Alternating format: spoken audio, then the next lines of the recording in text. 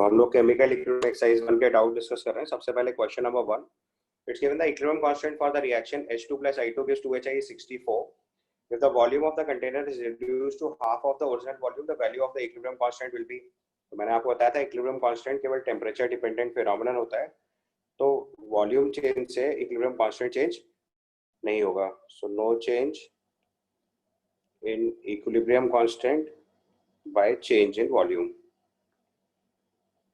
आप equilibrium disturb तो कर सकते हो पर इक्विलिब्रियम कांस्टेंट डिस्टर्ब नहीं होगा, तो जो 64 था वो 64 ही मेंटेन रहेगा। आंसर इसका सी हो जाएगा। उसके बाद क्वेश्चन नंबर 2 देखिए। In question number 2, it's given if dilute HCl is added to the equilibrium, acetic acid gives CH3CO- and H+. तो देखो ये ली चैटलियर प्रिंसिपल का क्वेश्चन हो गया। एसिटिक एसिड में CH3CO- और H+ में आप अगर HCl ऐड करोगे तो ये स्ट्रॉन्ग एसिड है, it will give you H+ and Cl-। तो जैसे ही HCl को आपने एसिटिक एसिड में ऐड करा तो देखो H+ आयन कॉन्सेंट्रेशन बढ़ जाएगी, और अगर आप प्रोडक्ट की कॉन्सेंट्रेशन बढ़ाते हो तो इक्विलिब्रियम किधर शिफ्ट होता है? अगर हम H+ आयन की कॉन्सेंट्रेशन इंक्रीज करेंगे तो इक्विलिब्रियम किधर शिफ्ट होगा? बैकवर्ड। और अगर इक्विलिब्रियम बैकवर्ड शिफ्ट होगा तो इससे क्या होगा? CH3CO- कम होना स्टार्ट होगा और CH3CO जो है वो इंक्रीज होना शुरू करेगा। तो पहले केस में देखा था value of K will change, it is not correct. The concentration of CH3CO- will increase, ये भी इनकरेक्ट हो गया। Concentration of CH3CO- will decrease, ये आपका ऑप्शन हो गया। तो CH3CO- की कॉन्सेंट्रेशन डिक्रीज करेगी क्योंकि इक्विलिब्रियम बैकवर्ड जा रहा है, तो इसका आंसर सी रिपोर्ट कर देंगे। Nothing will happen is obviously not a correct answer, इसका आंसर सी हो जाएगा। इसके बाद आपने पूछा next question number 3। In question number 3, it's given if the mixture containing equilibrium and 2O4 gas 2NO2 is compressed, this will mean, तो compressed का मतलब एक्चुअली में क्या होता है? Volume decrease. compressed का सिंपली मतलब हुआ वॉल्यूम डिक्रीज करना, और इसको हम लोग इक्विलिब्रियम के रिस्पेक्ट में प्रेशर इंक्रीज भी समझ सकते हैं। तो अगर आप प्रेशर इंक्रीज करोगे तो इक्विलिब्रियम किधर शिफ्ट होता है? जिधर नंबर ऑफ मोल्स डिक्रीज करते हैं, ऑन इंक्रीजिंग प्रेशर। हाँ, डेल्टा नेगेटिव बिल्कुल सही। So on increasing pressure shift in the direction of less number of moles, या delta negative in the direction of less number of moles, या इसी को simple term में डेल्टा नेगेटिव बोल देते हैं। तो इस रिएक्शन का देखो फॉरवर्ड में तो नंबर ऑफ मोल्स बढ़ रहे हैं, बैकवर्ड में नंबर ऑफ मोल्स कम हो रहे हैं, तो प्रेशर इंक्रीज का मतलब बैकवर्ड शिफ्ट लिखेंगे। तो जब बैकवर्ड शिफ्ट लिखेंगे तो उसमें लिखा है increase in the concentration of N2O4, ये आंसर हो गया। Increase in the formation of NO2, ये गलत हो गया। Increase in the value of K, ये बिल्कुल नहीं हुआ क्योंकि इक्विलिब्रियम कांस्टेंट पे कोई फर्क नहीं आएगा जब तक टेम्परेचर चेंज नहीं होगा। No change in the concentration of NO2 और N2O4, ये भी गलत हो गया। तो हमारी कॉन्सेंट्रेशन ऑफ N2O4 इंक्रीज कर जाएगी, तो इसका आंसर हम लोग ए रिपोर्ट कर देंगे। ठीक है। After this you ask question number 7। 7th I hope already discussed, right? पिछले वाले लेक्चर में देखना 7th मैंने बता रखा है शायद ऑलरेडी।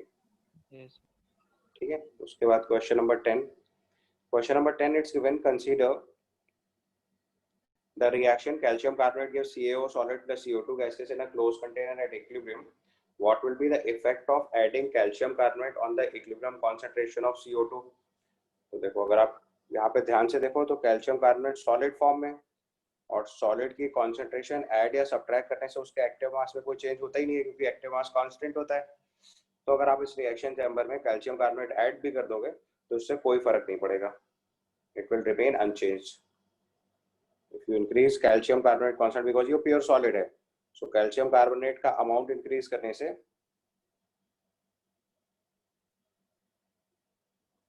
अगर calcium carbonate आप ऐड करोगे तो it will not affect concentration of CO2 at equilibrium, क्योंकि इससे equilibrium disturb ही नहीं होगा।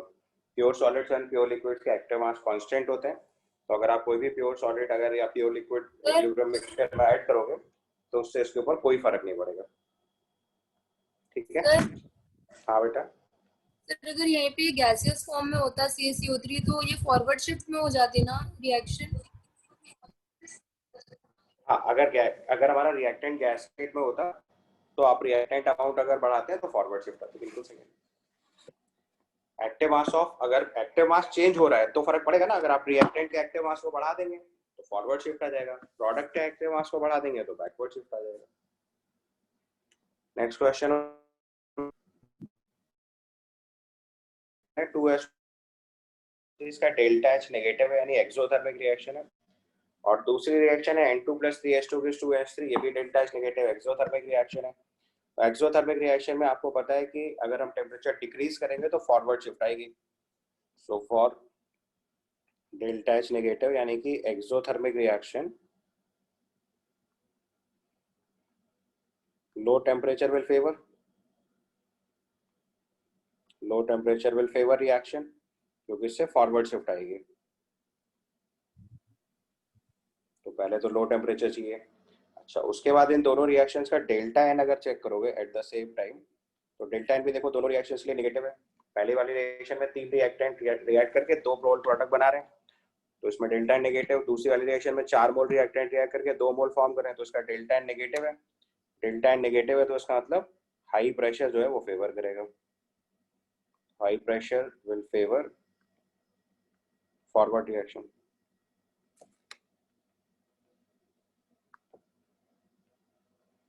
ठीक है, तो reaction this is favoured by, although थोड़ा क्वेश्चन परफेक्ट नहीं है। अगर सही से लिखना है तो reaction this and this are favoured by, although forward reaction की बात हो रही है ना। अगर कंफ्यूजन हो तो आप लिख सकते हो वहां पे फॉरवर्ड रिएक्शन। ठीक है, तो फॉरवर्ड रिएक्शन के लिए हम लोगों ने लो टेम्परेचर और हाई प्रेशर कंसीडर कर लेना है। तो लो टेम्परेचर हाई प्रेशर का ऑप्शन हो गया A. After this question number 18, question number 18, it's given that in the reaction A solid plus B gaseous plus heat gives 2C solid plus 2D gaseous, equilibrium established. The pressure of B is doubled to re-establish the equilibrium. The factor by which D is changed.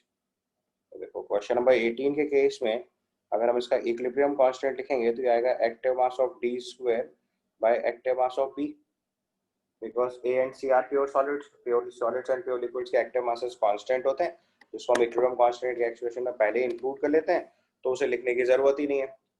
उसने बोला था pressure of B is double to reestablish the equilibrium. तो अगर हमारा pressure of B जो है final वो initial pressure का डबल हो गया। ठीक है, तो प्रेशर ऑफ डी डैश जो है वो इनिशियल प्रेशर का लेट से एक्स टाइम हो जाता है, जो हमें निकालना है। बस इस वैल्यू को पुट कर दो, इक्विलिब्रियम कांस्टेंट तो वही रहेगा। तो पहले रिलेशन के हिसाब से Pt square by Pb will be equal to, finally it will be x square Pt square by 2 times Pb। तो इसको सिंप्लीफाई करेंगे तो x की वैल्यू कितनी आ जाएगी, √2। तो इसका आंसर हो जाएगा C।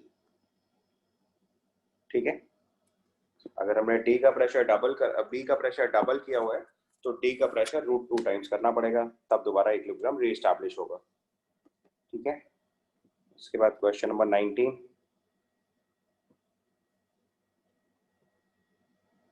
In question number 19, it's given ammonium carbamate decomposes as this equation.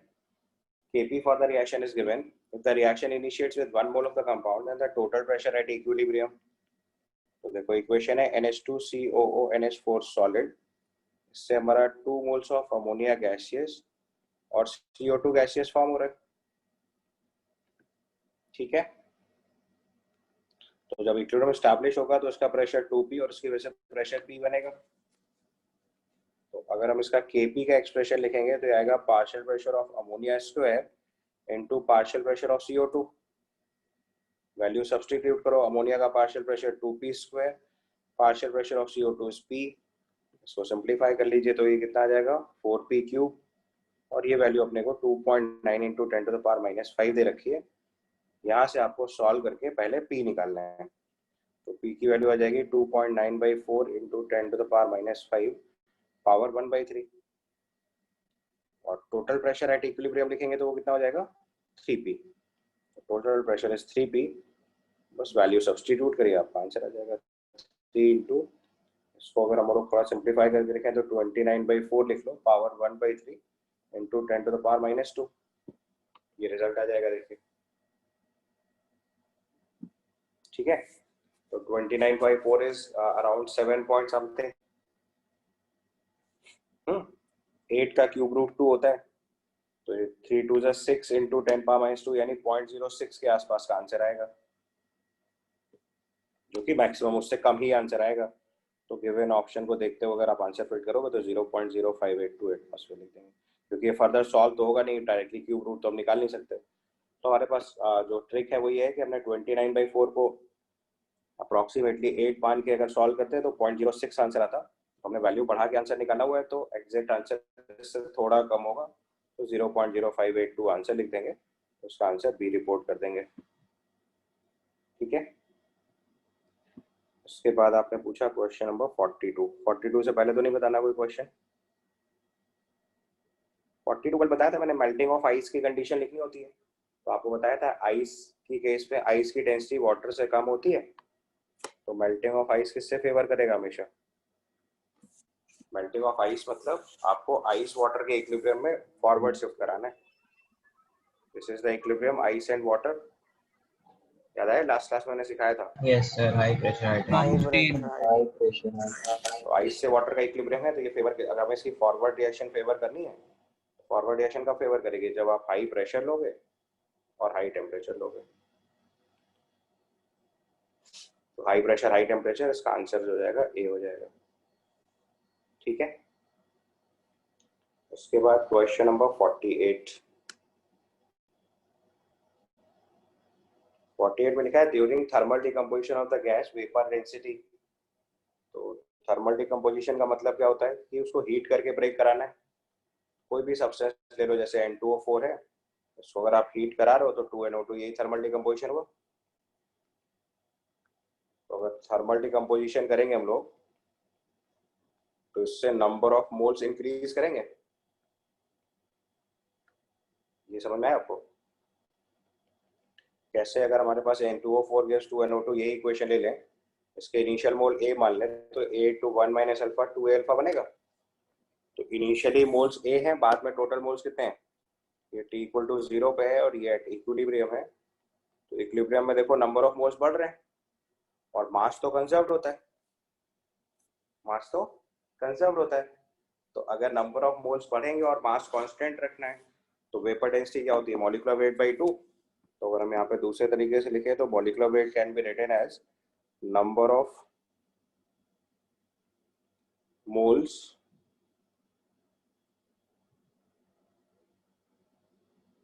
हमें मास कांस्टेंट रखना है, तो मास अपॉन मॉलिक्यूलर मास होता है मोल्स। तो हम इसको सीधे सीधे लिख सकते हैं, यहाँ से मोल्स आपके इंक्रीज कर रहे हैं, तो यहाँ मास तो कांस्टेंट है हमारे लिए, तो mass upon number of moles. तो अगर नंबर ऑफ मोल्स इंक्रीज कर रहे हैं इसका मतलब मॉलिक्यूलर वेट डिक्रीज करेगा। अगर नंबर ऑफ मोल्स इंक्रीज कर रहे हैं तो मॉलिक्यूलर वेट डिक्रीज करेगा, और मॉलिक्यूलर वेट डिक्रीज करेगा तो ऑटोमेटिकली वेपर डेंसिटी भी डिक्रीज कर जाएगी। तो इसी से आप कंक्लूड कर सकते हैं वेपर डेंसिटी भी डिक्रीज कर जाएगी, क्योंकि मास कंजर्व रहता है। मैंने आपको बताया था वेपर डेंसिटी एट इक्विलिब्रियम निकालने के लिए मास कंजर्वेशन कॉन्सेप्ट लगाना होता है, वो आप यूज करेंगे तो आप डायरेक्टली आंसर पर पहुंच जाएंगे। उसके बाद question number 54।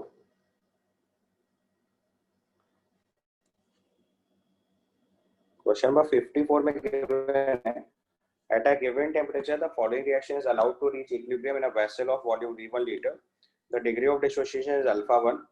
If by keeping the temperature fixed the volume of the reaction vessel is doubled, assuming the degree of dissociation to be small, the new degree of dissociation will be। तो उसको भी देखो solve करना है हमें। तो 54th question में equilibrium है PCl5 gaseous gives PCl3 gaseous plus Cl2 gaseous, ये इक्वेशन है तुम्हारे पास। PCl5 gaseous gives PCl3 gaseous plus Cl2 gaseous, this is the equation. So at a given temperature the following equilibrium is allowed to reach to the equilibrium vessel of volume V1 liter. Degree of dissociation is alpha 1. तो हम T equal to 0 पे इसके A moles assume कर लेते हैं। तो T at equilibrium अगर यही बात लिखेंगे तो डिग्री ऑफ डिसोसिएशन आपको अल्फा 1 गिवन है, So at equilibrium it is A into 1 minus alpha 1, A alpha 1 और A alpha 1 लिखेंगे, ठीक है, ओके। तो उसने बोला the degree of T alpha is if by keeping the temperature fixed the volume of the reaction vessel is doubled, the new degree of dissociation will be। तो पहले वाले एक्सप्रेशन से अगर हम इसका Kc लिखेंगे तो Kc की वैल्यू आ जाएगी A alpha 1 by V into A alpha 1 by V 1 basically divided by A into 1 minus alpha 1 by V1। इसको थोड़ा सिंप्लीफाई कर लो, ये आ जाएगा A alpha 1 square upon 1 minus alpha 1 into V1। अब उसने बोला हुआ है कि वॉल्यूम जो है वो डबल कर दिया गया है, नई डिग्री ऑफ डिसोसिएशन बतानी है। तो इक्विलिब्रियम कांस्टेंट अगर दोबारा Kc लिखेंगे तो ये आ जाएगा A alpha 2 square upon 1 minus alpha 2 into V2, और हमें गिवन है V2 is equal to 2 times V1,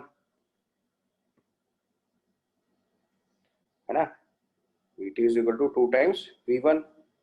अगर ये वैल्यू सब्स्टिट्यूट करोगे दोबारा तो यहाँ से Kc की वैल्यू बन जाएगी A times alpha 2 square upon 1 minus alpha 2 into V1 by 2 है तो इंटू 2 आ जाएगा। अब उसने बोला है कि डिग्री ऑफ डिसोसिएशन जो है उसको नेग्लिजिबल मान लेना है या स्मॉल कंसीडर कर लेना है। तो अगर डिग्री ऑफ डिसोसिएशन स्मॉल है तो 1 के रेस्पेक्ट में अल्फा 1 या 1 के रेस्पेक्ट में अल्फा 2 को निग्लेक्ट कर सकते हैं।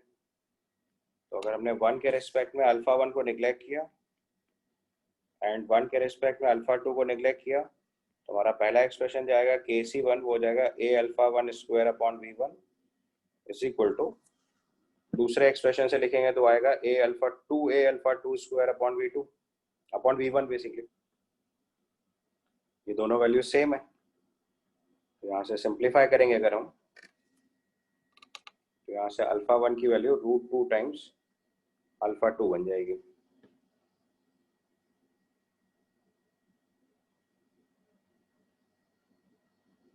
सर अल्फा 2 में वो 2 नीचे नहीं आएगा?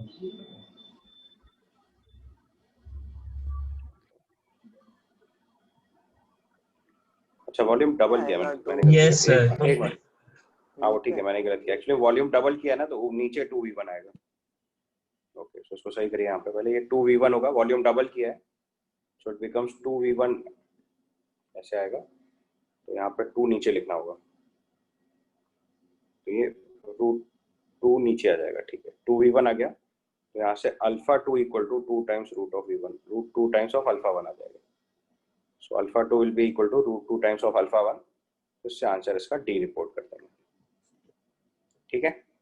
क्योंकि वॉल्यूम चेंज करने से इक्विलिब्रियम कांस्टेंट चेंज नहीं होगा, तो हम वही कॉन्सेप्ट यहाँ पे क्वेश्चन सॉल्व करने में यूज करेंगे। Then comes question number 57। 57 questions given. Assume an aqueous solution of volume 500 ml contains the reaction 2Ag plus copper solid gives copper 2 plus aqueous plus 2Ag solid. In equilibrium with copper 2 plus aqueous gives Xm. Now 500 ml of water is further added. On reset of the above equilibrium, copper 2 plus concentration will be, तो देखो हमारे पास equation है 2Ag plus aqueous plus copper solid gives copper 2 plus aqueous plus 2Ag solid। Equilibrium में copper 2 plus की concentration Xm दे रखी है आपको, ठीक है। अब सिल्वर मुझे नहीं पता तो उसको Ym मान लेते हैं एट इक्विलिब्रियम, क्योंकि बाकी तो प्योर सॉलिड्स हैं तो उनके लिए कंसीडर करने की जरूरत ही नहीं है। तो उसने बोला कि equilibrium will be copper 2 plus is Xm, तो हमने Ag प्लस को Ym अज्यूम कर लिया, तो इस कंडीशन में अगर इसका इक्विलिब्रियम कांस्टेंट लिखेंगे तो x बाई वाई स्क्वायर आ जाएगा, ठीक है ओके। अब उसने बोला हुआ है उसने 500 ml वाटर ऐड कर दिया है, तो अगर आपने 500 ml वाटर ऐड कर दिया तो वॉल्यूम डबल हो गया। देखिए इनिशियली भी 500 ml था सॉल्यूशन और उसमें 500 ml वाटर और ऐड कर दिया, यानी कि आपने वॉल्यूम डबल कर दिया, तो दोनों की कॉन्सेंट्रेशन हाफ हो जाएगी। अब जब दोनों कॉन्सेंट्रेशन हाफ हो जाएंगे तो नए इक्विलिब्रियम पे अब आपको चेक करना पड़ेगा फॉरवर्ड शिफ्ट होगी कि बैकवर्ड शिफ्ट होगी, तो that will check with the help of QC। पहली बार में copper 2 aqueous plus 2Ag solid है, अब ये कॉन्सेंट्रेशन x/2 हो गई और ये कॉन्सेंट्रेशन y/2 हो गई है, at t equal to T. तो अब अगर हम यहाँ पे QC कैलकुलेट करेंगे तो ये वाली वैल्यू आ जाएगी x/2 into y/2 whole square. इसको सिंप्लीफाई करेंगे तो आ जाएगा x/y² इंटू 2, राइट। तो QC ग्रेटर देन KC हो गया, यानी कि बैकवर्ड शिफ्ट आएगी। जब दोबारा इक्विलिब्रियम एस्टैब्लिश होगा तो जो कॉपर 2+ की कॉन्सेंट्रेशन है वो x/2 से कम हो जाएगी। जब दोबारा इक्विलिब्रियम एस्टैब्लिश होगा तो कॉन्सेंट्रेशन ऑफ कॉपर 2+ x/2 से कम हो जाएगी। तो आंसर हो जाएगा लेस देन x/2m।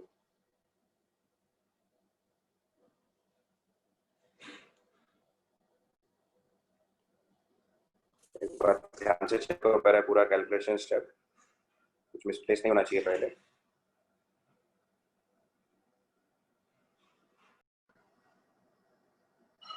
समझ में आ गया बेटा?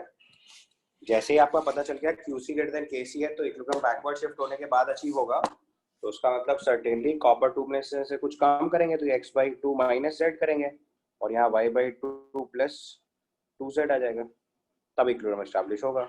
तो उसका मतलब Ag+ की कंसंट्रेशन जो थी उससे बढ़ जाएगी y/2 से, और कॉपर 2+ की कंसंट्रेशन x/2 से कुछ कम हो जाएगी, तो लेस देन x/2 हम लिख देंगे।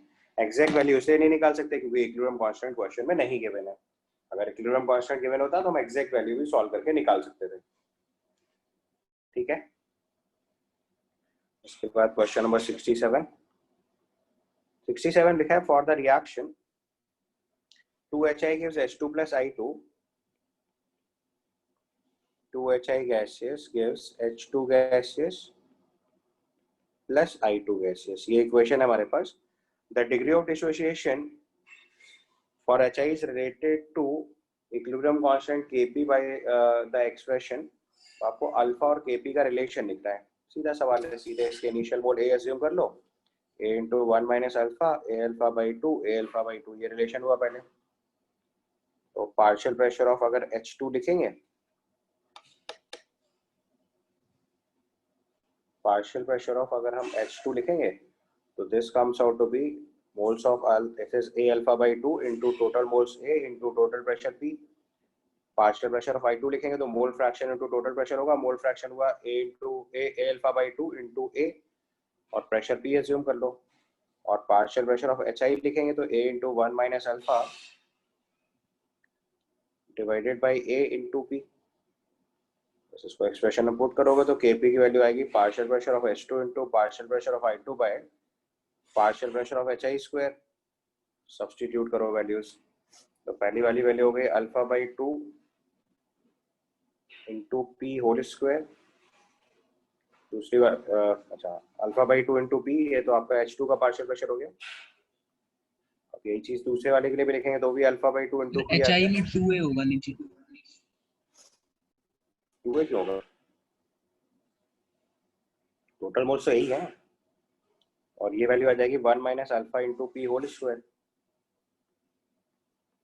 इसको सिंप्लीफाई करोगे तो पी कैंसिल हो जाएगा, ये आ जाएगा alpha square upon 1 minus alpha whole square into 4।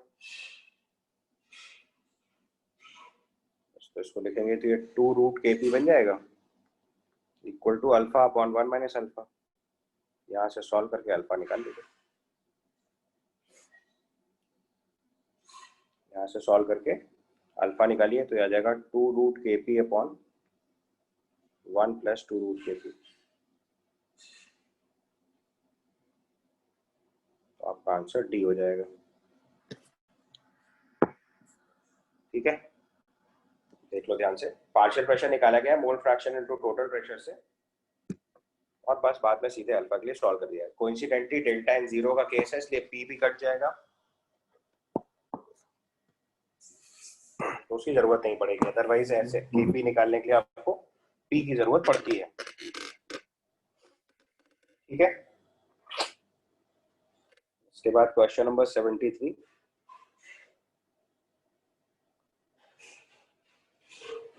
में लिखा था following reactions are known to occur in the body which is carbon dioxide की रिएक्शन, वाटर से होने के बाद H2CO3 बन रहा है, और दो इक्विलिब्रियम एक साथ लिखे हुए अगर आप ध्यान से देखोगे तो तो पहले इक्वेशन में लिखा है CO2 plus water gives H2CO3 और फिर लिखा है H plus and HCO3 minus.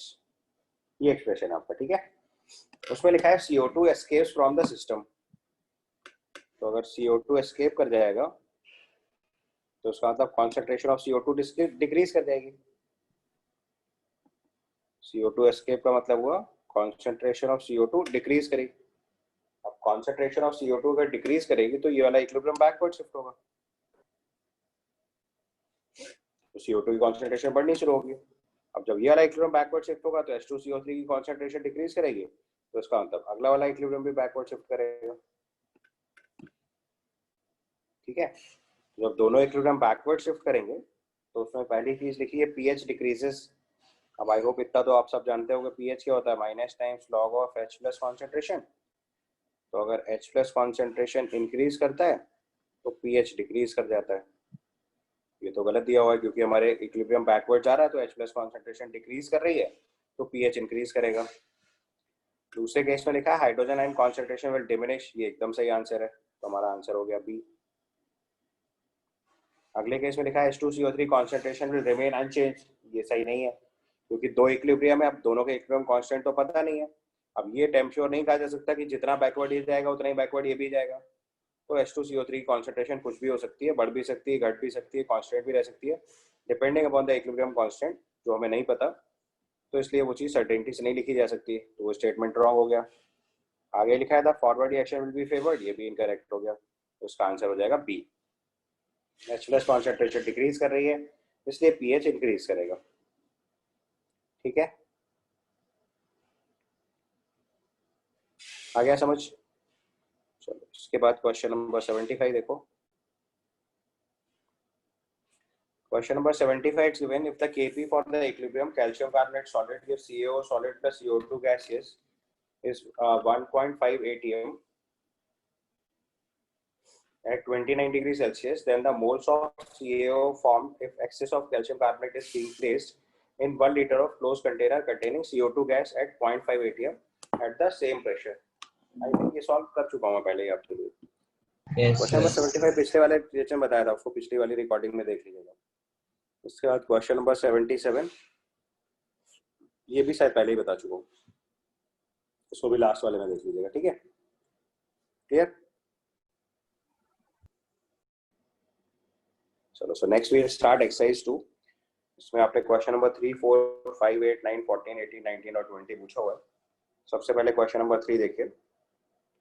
In question number 3, it's given that dissociation of 2HI gives H2 plus I2. The degree of dissociation will be affected by, तो देखो आपको करना क्या पड़ेगा कि इसके डिग्री ऑफ डिसोसिएशन का एक्सप्रेशन लिख लो सबसे सिंपल तरीके से। This is H2 plus I2। इसके इनिशियल मोल A दिए हुए हैं T = 0 पे, तो एट इक्विलिब्रियम भी हो गया A × 1 - अल्फा, A α/2 और A α/2। अभी थोड़ी देर पहले मैंने एक्सप्रेशन सॉल्व करके दिखाया था आपको एक्सरसाइज 1 में, तो हम डायरेक्टली वहाँ से कॉपी कर लें इस चीज़ को। ये एक्सप्रेशन अभी हम लोगों ने थोड़ी देर पहले सॉल्व किया था, तो हमारा Kp का एक्सप्रेशन आ गया था α² / 4 × 1 - अल्फा²। यहाँ से Kp का एक्सप्रेशन आ गया था α² / 1 - अल्फा² × 4। तो आप देखो जब तक Kp नहीं चेंज होगा तब तक अल्फा चेंज कर ही नहीं सकते आप। जब तक आप Kp नहीं चेंज करेंगे तब तक आप अल्फा चेंज कर ही नहीं सकते। और Kp चेंज करने का हमारे पास केवल क्या तरीका होता है? टेम्परेचर। तो alpha depends on Kp and Kp depends on temperature. ये चीज समझ गए ना? बस एक ही बात लिख लो, Kp डिपेंड्स ऑन टेम्परेचर, तो यहाँ पे अल्फा भी टेम्परेचर डिपेंडेंट हो जाएगा। Kp depends on temperature, so here alpha depends on temperature. बाकी किसी फैक्टर पे डिपेंड नहीं होगा,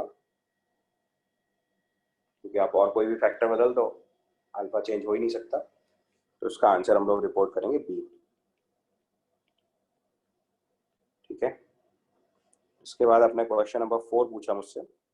फोर्थ क्वेश्चन के आपको थोड़ा सा एक थर्मोडायनामिक रिलेशन बस लर्न करना है। Delta G0 is equal to delta H0 - T delta S0 होता है। इसमें जो डेल्टा एस होता है इसको हम लोग एंट्रोपी चेंज बोलते हैं। थर्मोडायनेमिक्स में समझेंगे इसका क्या मतलब होता है। ये एक्चुअली में रैंडमनेस मेजर करता है। कोई भी सिस्टम जितना ज़्यादा डिसऑर्डर्ड होता है उसकी एंट्रोपी उतनी ज़्यादा होती है। ऑल्दो अभी उसका कुछ नहीं करना है, सिंपली आपको एक मैथमेटिकल और का रिलेशन चेक ये भी करना दे है। रहे हैं। आपको सिंपली एक मैथमेटिकल रिलेशनशिप चेक करना है।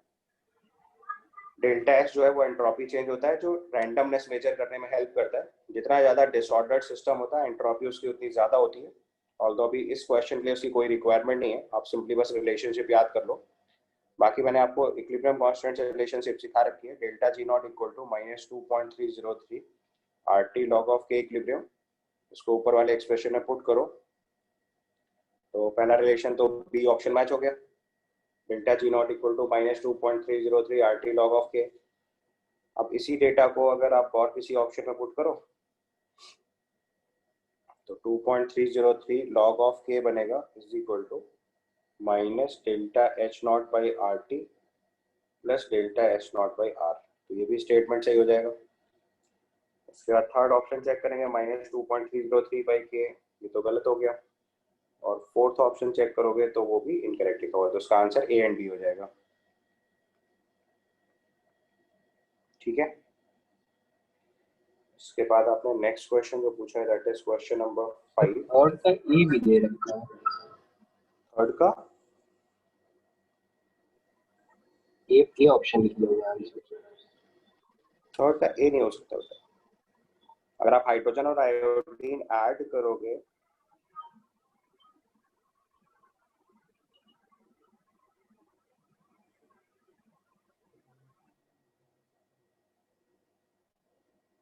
एक्सप्रेशन तो सही लिखा है ना, मैं केपी की वैल्यू या तो यही थी ना, अल्फा स्क्वायर अपॉन 4 टाइम्स नहीं आएगा बेटा उसका आंसर, क्योंकि अल्फा केवल केपी डिपेंडेंट है ना। तो अगर आप हाइड्रोजन और आयोडीन ऐड करेंगे तो इक्विलिब्रियम बैकवर्ड शिफ्ट कर जाएगा। ये तो बात सही है, इक्विलिब्रियम बैकवर्ड तो शिफ्ट करेगा बट उससे अल्फा नहीं चेंज करेगा। ठीक है, so it will shift in backward direction but that will not affect alpha। मतलब अल्टीमेटली अल्फा फिर वही आ जाएगा, क्योंकि अल्फा की वैल्यू आप देखो ना यहाँ से सॉल्व होके alpha square upon 4 times 1 minus alpha whole square KP के बराबर है। तो अगर आप अल्फा कहीं से भी चेंज करोगे किसी भी वैल्यू में,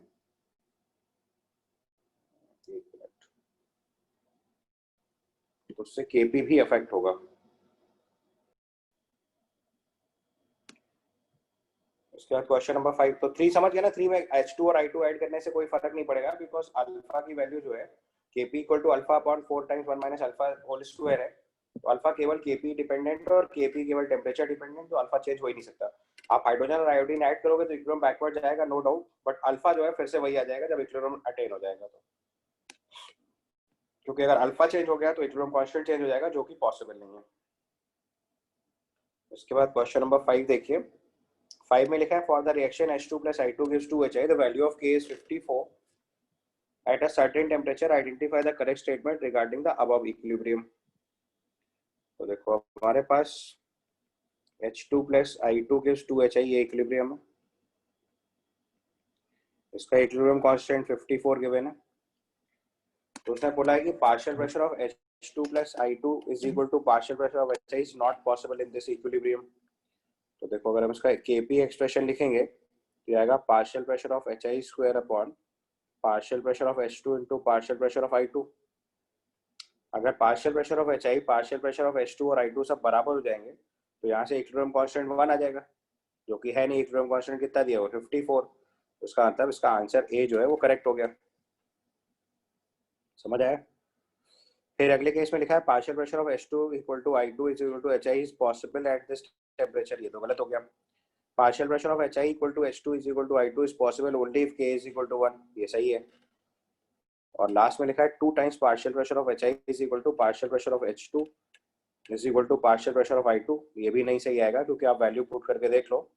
if you will substitute the values तो इट बिकम्स 4, तो इसका इक्विलिब्रियम कांस्टेंट भी 4 आएगा, तो वो भी सर्टेनली इनकरेक्ट है। तो इसका आंसर ए करेक्ट है और सी करेक्ट है।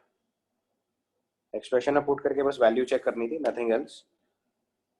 अगर आप partial pressure of H2 equal to I2 equal to HI put करोगे तो उससे इक्विलिब्रियम कांस्टेंट 1 आ जाएगा। तो स्टेटमेंट नंबर ए और सी करेक्ट हो जाएगा, बाकी सारे आंसर्स इनकरेक्ट हो जाएंगे। ठीक है, इसके बाद क्वेश्चन नंबर 8। क्वेश्चन नंबर 8 में लिखा है calcium carbonate is heated in a closed vessel to establish the equilibrium. The equilibrium can allowed to shift in forward direction. तो हमारे पास इक्विलिब्रियम है calcium carbonate solid give CaO solid plus CO2 gaseous. इस equilibrium को हमें forward shift ले जाना है। तो आपको पता है कि कैल्शियम कार्बोनेट और कैल्शियम ऑक्साइड ये तो प्योर सॉलिड्स है, तो इनकी वजह से तो कोई फर्क पड़ेगा नहीं। तो by adding some calcium carbonate in the vessel has no effect, by removing some calcium carbonate from the vessel इससे भी कोई फर्क नहीं पड़ेगा, by adding little water in the vessel, ये इंपॉर्टेंट है। जब आप इसमें वाटर ऐड कर दोगे तो कार्बन डाइऑक्साइड वाटर में डिसॉल्व करके कार्बोनिक एसिड में कन्वर्ट हो जाएगी, तो इससे कॉन्सेंट्रेशन ऑफ CO2 जो है वो डिक्रीज कर जाएगा, तो इक्विलिब्रियम फॉरवर्ड शिफ्ट हो जाएगा। इक्विलिब्रियम शिफ्ट्स फॉरवर्ड, और फॉरवर्ड पूछा है तो आंसर सी लिखेंगे। And by decreasing the volume of the vessel, ये भी सेम लॉजिक है। अगर आप वॉल्यूम डिक्रीज करोगे तो इससे क्या होगा, प्रेशर इंक्रीज कर जाएगा, तो ये इक्विलिब्रियम बैकवर्ड शिफ्ट हो जाएगा।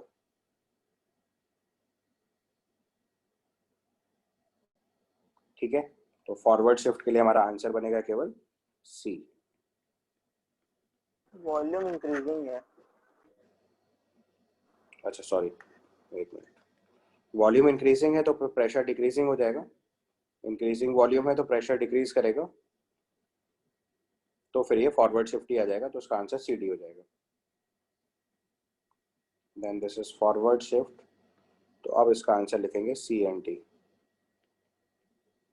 ठीक है, प्योर सॉलिड्स और प्योर लिक्विड्स के एक्टिव मासेस कांस्टेंट होते हैं, तो उसको रिएक्शन चैम्बर में ऐड या रिमूव करने से बहुत ज़्यादा फर्क नहीं पड़ता है इक्विलिब्रियम, या इक्विलिब्रियम पे फर्क नहीं पड़ता है। मतलब ऐसा ना हो कि आप पूरा कैल्शियम कार्बोनेट हटा ही दो रिएक्शन चैम्बर से, जीरो नहीं कर सकते। बस मैंने आपको बताया था कि कोई भी अमाउंट जीरो नहीं कर सकते, अगर आपने जीरो कर दिया तो वहाँ इक्विलिब्रियम बचेगा ही नहीं, तो फिर बाकी कंडीशंस अपने आप फॉरवर्ड और बैकवर्ड शिफ्ट की बात ही खत्म हो जाएगी। एक बार इक्विलिब्रियम एस्टैब्लिश्ड है तो अगर आप थोड़ा बहुत अमाउंट कम करेंगे तो उससे एक्टिव मासेस पे कोई फर्क नहीं पड़ेगा, इसलिए इक्विलिब्रियम पोजीशन में कोई चेंज नहीं आएगा। उसके बाद question number 9। Question number 9 is given for the equilibria N2 plus 3H2 gives 2NH3. Delta G naught is minus 30 kilojoule. In which of the following case the reaction will move in the forward direction? तो सबसे पहले आप इसका हम लोग equilibrium constant check करेंगे। सबसे पहले हमारे पास रिलेशनशिप है delta G naught equal to -2.303 RT log of K equilibrium. ठीक है, डेल्टा G नॉट की वैल्यू -30 दे रखी है, -2.303 RT की वैल्यू 5.705 किलो जूल दे रखी है, minus log of K equilibrium. तो यहाँ से लॉग ऑफ K इक्विलिब्रियम की वैल्यू लिखेंगे तो आ जाएगा -30 बाय माइनस टाइम 5.705। इसको जरा सॉल्व करके पहले आप एक बार इक्विलिब्रियम कांस्टेंट प्रेडिक्ट करो। ठीक है, तो एक बार इक्विलिब्रियम कांस्टेंट पता चल जाएगा, फिर आप हर बार QC की वैल्यू KC से कंपेयर करते चले जाना, आपका आंसर आ जाएगा। समझ आ गई बात? 5.25। तो ये 5.25 लगभग आ जाएगा।